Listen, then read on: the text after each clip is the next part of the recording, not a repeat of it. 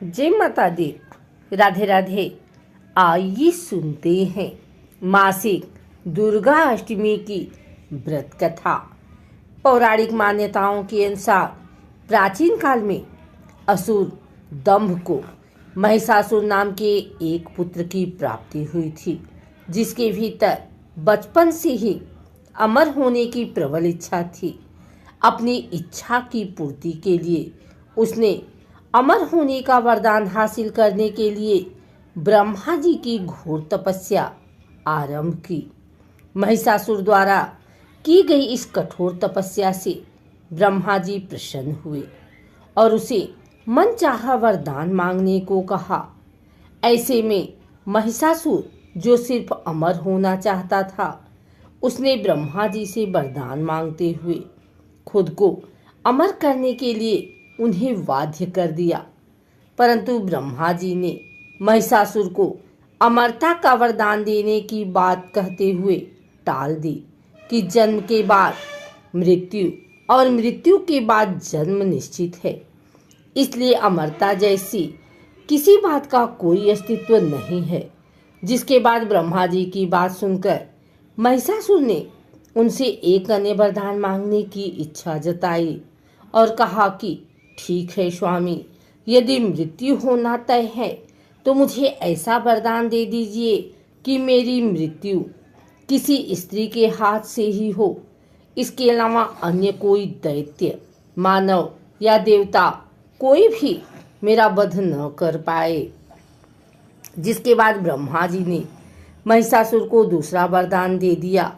ब्रह्मा जी द्वारा वरदान प्राप्त करते ही महिषासुर अहंकार से अंधा हो गया और इसके साथ ही बढ़ गया उसका अन्याय।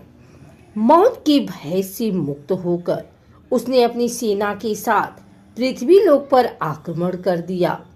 इससे धरती पर चारों तरफ से तबाही मच गई। उसके बल के आगे समस्त जीवों और प्राणियों को नतमस्तक होना ही पड़ा।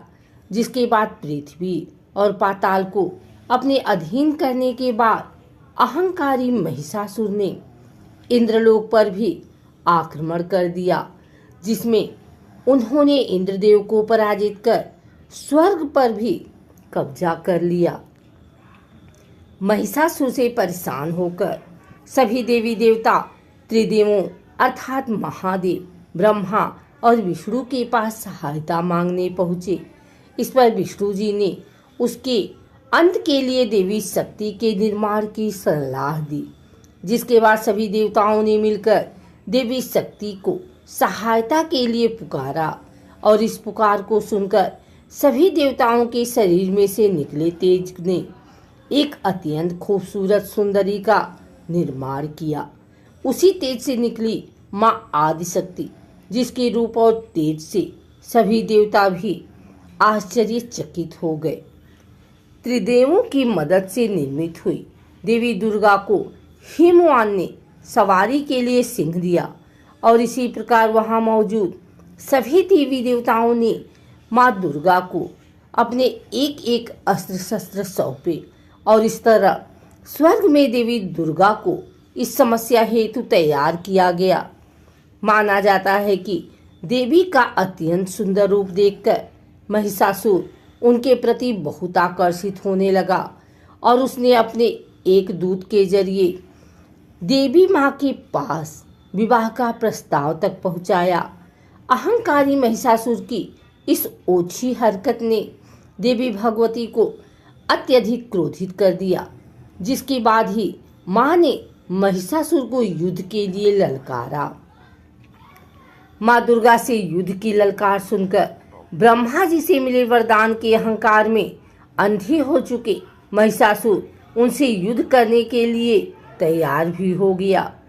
इस युद्ध में एक एक करके महिषासुर की संपूर्ण सेना का माँ दुर्गा ने सर्वनाश कर दिया।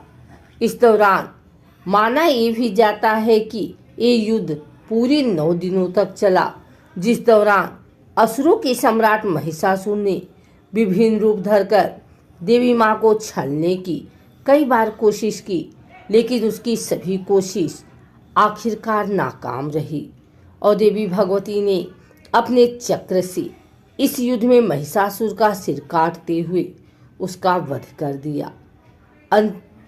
इस तरह देवी भगवती के हाथों महिषासुर की मृत्यु संभव हो पाई।